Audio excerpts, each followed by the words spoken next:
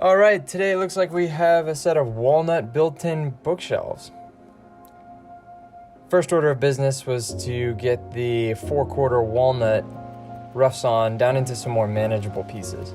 Now, because this lumber is rough sawn, well, it's pretty rough. So we'll head it over to the joiner and get one face cleaned up and one edge. Now, since there are so many of these shelves and it's gonna be a really big project, I figured the best way to do this was, well, really fast.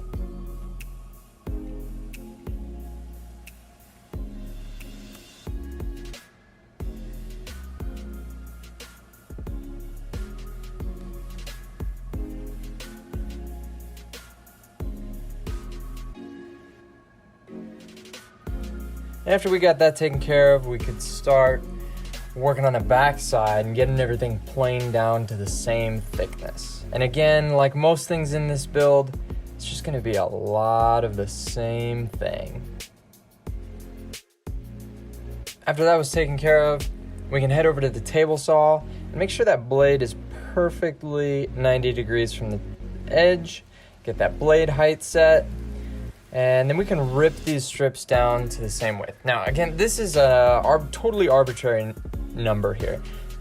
I wasn't looking for a specific size. I just needed all the pieces of each row to be the same size. You'll see what I mean here in a second. But before we get to that, it's time to switch out the blade, make some cross cuts. It doesn't seem like changing the blade is that big a deal, and it's really not. It's a pretty easy switch over, but it does add up in time. So if you're laying out all your projects ahead of time, try and limit the number of times you have to change your table saw blade, or really cut back on your work time.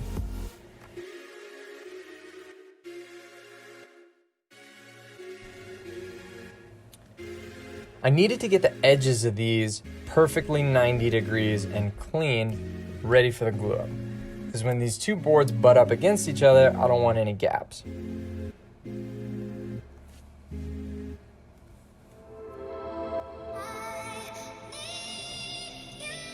For the record, totally made that shot. All right, so now we got everything laid out. And now you can see what I mean by getting all those clean edges and those rows having to be the same thickness, width, whatever, down the whole length of the shelf. And from there, we can start laying out some lines for biscuits, which are my favorite thing to have for breakfast with a little bit of gravy on top. But, you know, here, they're also pretty good for alignment. All right, one more thing before glue up. I want to take a really light finishing pass. So I double checked that the fence on my joiner was perfectly square. Even if it's not, I'm gonna make sure to alternate the show face of this shelf with the opposing face. That way, if there's any error in my joiner, the error will complement itself as opposed to compounding the issue. Hopefully that makes a little bit of sense. But along the way, I realized the dust collection is great, especially when you have the correct blast gate open. So,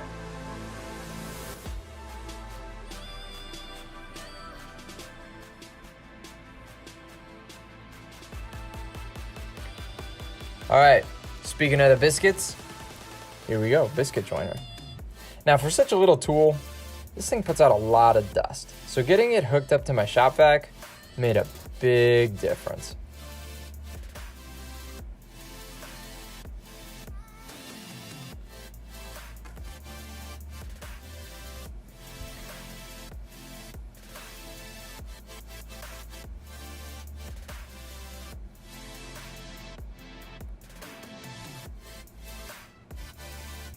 I may have gone a little bit overboard on the biscuits here.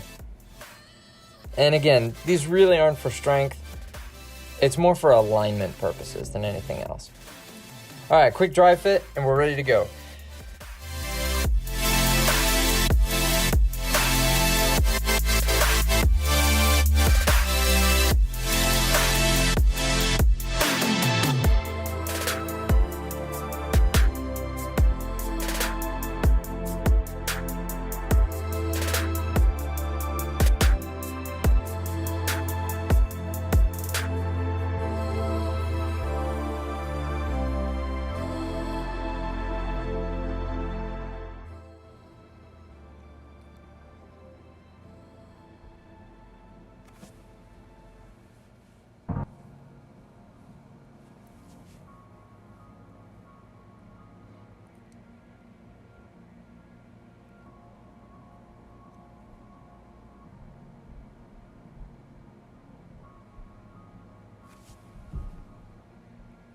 Now in hindsight, at this point, I probably should have already been gluing this together on top of the clamps, but hey. Worked out all right. I was able to figure out, after struggling for a while, that I could use one of these smaller F-style clamps as like handles almost, and made it work.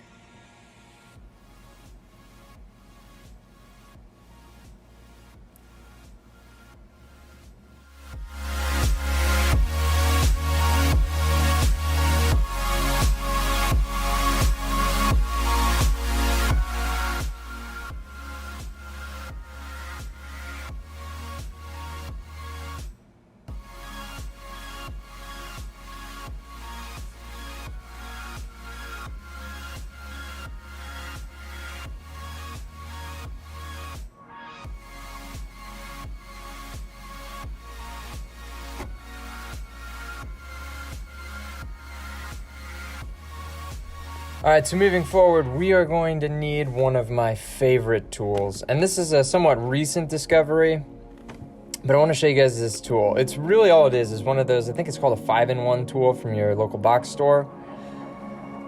But I found that if I just take a little bit of, I think it's 120 grit sandpaper here, and clean up those edges a little bit,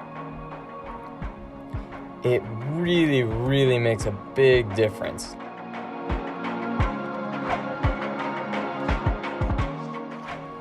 I do not take responsibility for your fingers. You are making a sharp edge by doing this. Anyway, it makes things like glue cleanup a lot easier. I mean, not like my favorite task in the world, but this makes it a lot better.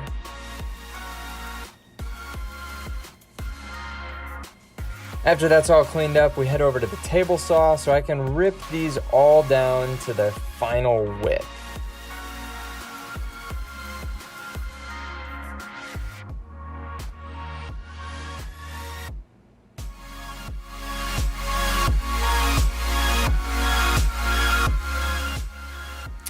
This lumber in particular was pretty rough. Had some knots, had some kind of soft and dead wood. Now, I know a lot of people would just from the get-go choose clean lumber or, trying to avoid the knots when possible. I honestly think that's a waste because I think these knots, or not holes, I guess I should say, usually end up being my favorite part of the project. It does require a little bit of extra work, however. So, get in there with anything you got, some air, a knife, an old chisel. You really need to clean out and remove all of that soft wood and dead wood.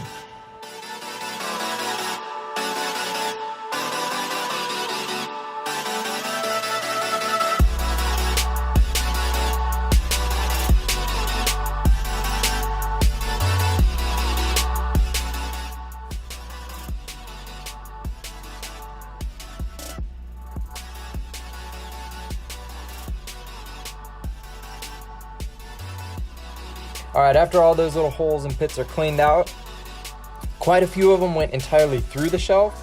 So I grabbed some house wrap tape.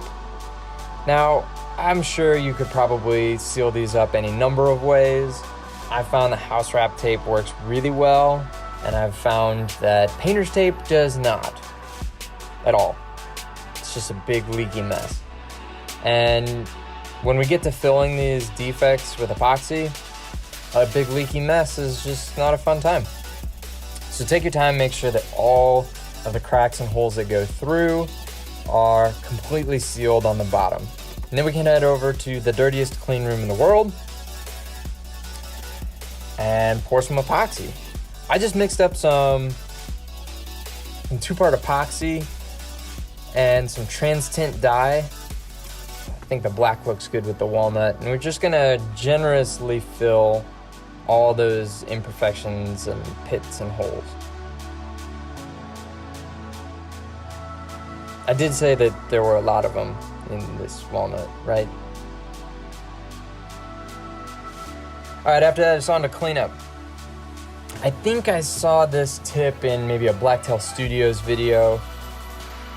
He's got a lot of good tips for epoxy and epoxy tables, and I think in one of his videos he mentioned warming up the epoxy just a little bit with sandpaper before you scrape it away, and it made this really quite unpleasant task a lot more fun.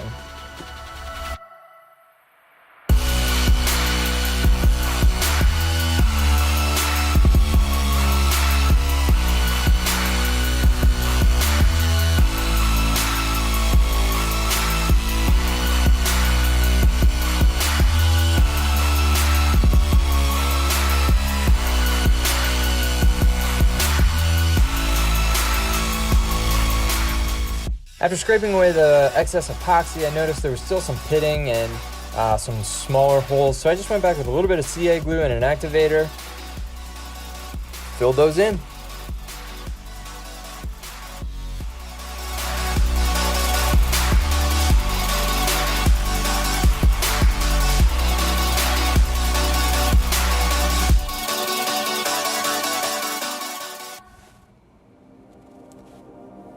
All right, moving on from the shelves themselves, we need some cleats to hang these on the wall. And like most of this build, it's not a super complicated cleat. It's just a lot of repetitive stuff. And so that's where I really like having a stop block on my crosscut sled, because after adjusting the table saw blade here, I could make the exact same cut as many times as I wanted. So I knocked out, I think there were something like 12 of this size and then 6 of a slightly longer size. But anyway, I cut them all down to rough size at the table saw.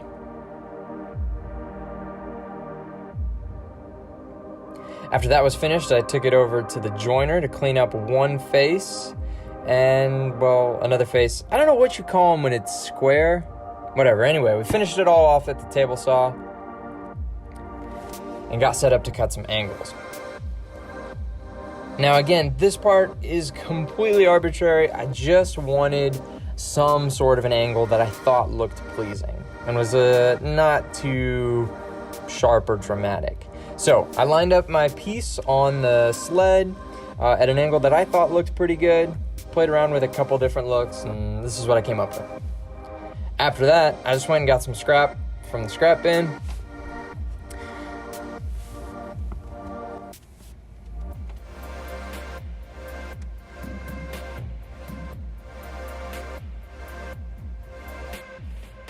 A little bit of glue and a couple of pin nails, and we're ready to go.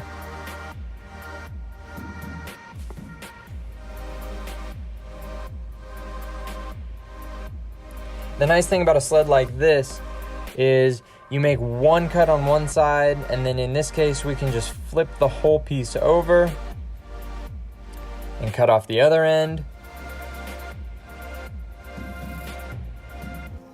And that was it, and we could do that for all of them. Now, because there were 2 different size cleats, one for the back and one for the side, I needed to make a different sled, and I needed it to have the exact same angle so that it looked the same.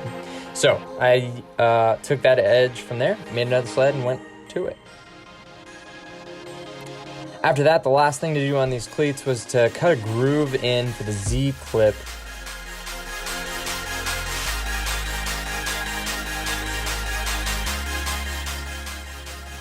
From there, a little bit of sanding, and we were ready for finish.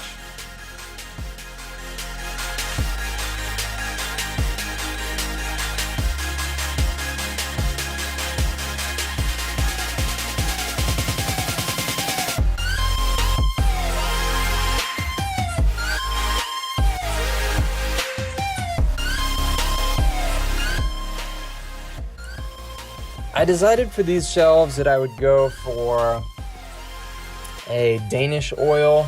I think I got this one in a walnut color. It was just something I had on hand, and I really like using it on walnut. It gives it a nice, deep, rich color. But the real reason I went with this finish is because it's just really hard to mess up.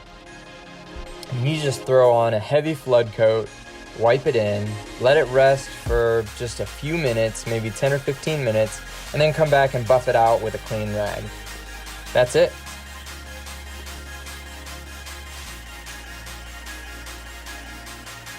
Then we head over to the job site.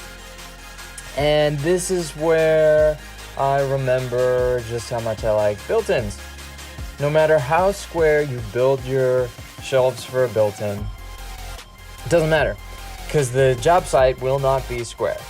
So, remember the eyeball test. The goal here is to pass the eyeball test. If you make it perfectly square and you make it, everything's perfect and everything's lined up, it won't look good, probably, because the hole that you're fitting it in this case, isn't square. I mean, it really is like fitting a round peg in a square hole.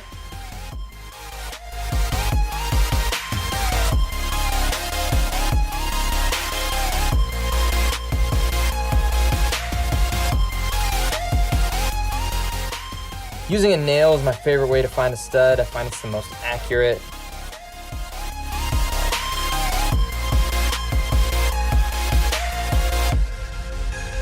And I don't know if you can see this very well here, but I want the threads of the screw to stick out just past the drill bit, so they get a little bit of bite, but I don't have to worry about splitting.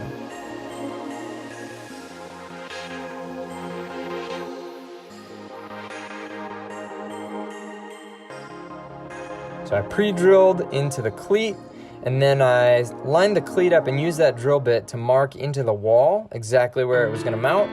Pre-drilled there, and drive it home. After that, I got number 2 and 3 on the wall, and I didn't get a whole lot of footage because it was a real hassle to get those up there.